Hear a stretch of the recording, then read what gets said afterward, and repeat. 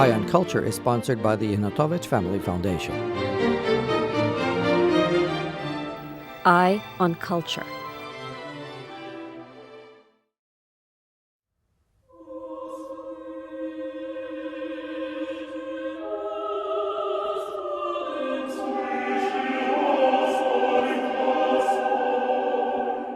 Artem Vedel was the third co-founder of the classical tradition of Ukrainian choral music. And unlike his countrymen, Maksim Berezovsky and Dmitro Bortnyansky, he did not wish to build his professional career outside of Ukraine. Indeed, when the Kyiv Metropolitan Samuil Myslavsky sent him to Moscow to be a choral conductor for the city's governor-general, Vedel very soon asked to be released from that position, and he returned to his native Kyiv. Forgoing his personal interests and curtailing his ability to achieve fame and fortune, he chose to go about his musical undertakings exclusively in his homeland. Vedel's attachment to Ukraine was also manifested in his strong dedication to his native musical tradition, first and foremost to the Kievan school of choral music. As opposed to Berezovsky and Bortnyansky, Vedel did not base his work on Italian music, and instead sought to modernize the tradition of 17th and 18th century Ukrainian choral concertos. Vedel's cultural and territorial patriotism and untimely death caused later scholars to hypothesize that he was also active politically, undertaking some secret anti-imperial struggle, which they surmised might have led to his imprisonment and tragic demise. Today we see that Vedel had pursued no political agenda. The tragedy of his fate points rather to the fundamental unculturedness and profound inhumanity of the Russian imperial system. This system treated with deep suspicion that which was unusual or fell outside the bounds of Tsarist dictates. It tried to nip in the bud any displays of sovereign individuality. By its very nature, it denied the right of a person to freedom of thought and individuality of character. So, who was Artem Vedel, this so-called criminal, who at 32 years of age was sentenced to life imprisonment, and alongside that, to eradication from the historical memory of his nation, and thus to eternal disregard?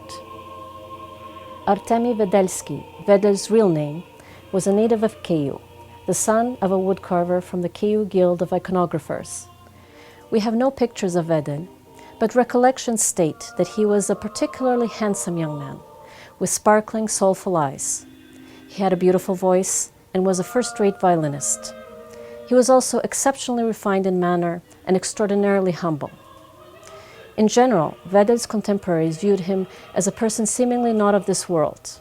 He drew attention for his tremendously gentle nature, his asceticism, and highly moral approach to life, and for his refusal to focus on personal or material advantage, career, or the pursuit of glory.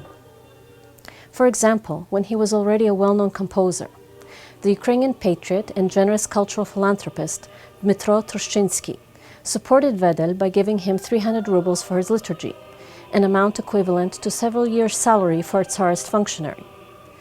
Vedel gave away most of this money to the poor, and himself continued to live in a modest, ascetic manner. Vedel's most fertile period of creativity occurred during the second half of the 1790s, when he worked in Kyiv as choirmaster of the army chorus. He also moved with them to Kharkiv for some time. However, when in 1796 the Tsarist throne was taken over by Paul I, Vedel's world fell apart. The new Tsar systematically implemented limitations to personal and cultural freedoms within the Russian Empire, and in 1797 issued an order forbidding church choral concerts, as well as singing or playing music of any kind in churches. Only liturgies were excluded from the ban. This was a particular blow to culture in Ukraine, where the long-standing tradition of performing choral concertos in churches was the lifeblood of Ukrainian musical life. Devoid of a job, and with the opportunity to perform his music having been snatched from him, Vedel fell into a deep depression. Meanwhile, his reputation as an otherworldly, saintly prophet was growing. He decided to withdraw from his carnal existence and became a monk of the Kievan Caves monastery. However, disillusioned by the hypocrisy and lack of spirituality he encountered there, he abandoned monastic life. Afterward, a book was found in the Caves monastery. Written in its margins, apparently in Vedel's hand, was a prophetic note, saying that Tsar Paul I murdered his mother Catherine II, and that soon he himself would be killed. The archimandrite of the Caves Monastery, Yerofey Malitsky, well known for his vengeful nature, appealed to the Tsar himself to punish the free-thinking nonconformist, Vedel. The Tsar did not tarry. Vedel was declared insane, arrested, and imprisoned in the Podil district of Kyiv, in an asylum where both criminals and the insane were housed in deplorable conditions.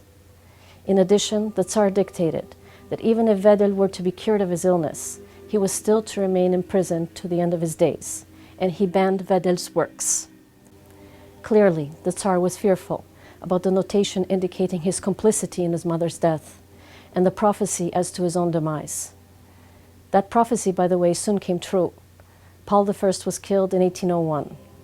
Vedel had described this event while imprisoned, before word of it had reached Kyiv. Paul's successor, Alexander I, also refused to free Vedel. Only a few days before the death of the terminally ill composer, Alexander allowed him to visit his father's home, where Vedel died in the garden while praying. He was 41 years old and had lived the last 9 years of his life in captivity. Thus, the inhumane imperial system, which included the government-controlled church, as Tsar Peter I, with the assistance of the Ukrainian Teofan Prokopovich, had already by then incorporated the church into the imperial administration, heartlessly destroyed a uniquely talented individual whose moral virtues, artistic works, and unusual abilities by their very existence became a challenge for the soulless and uncultured bureaucratic machine. In the end, however, the imperial system did not succeed in eliminating Vedel's works from Ukrainian culture, or to erase him from Ukrainian historical memory.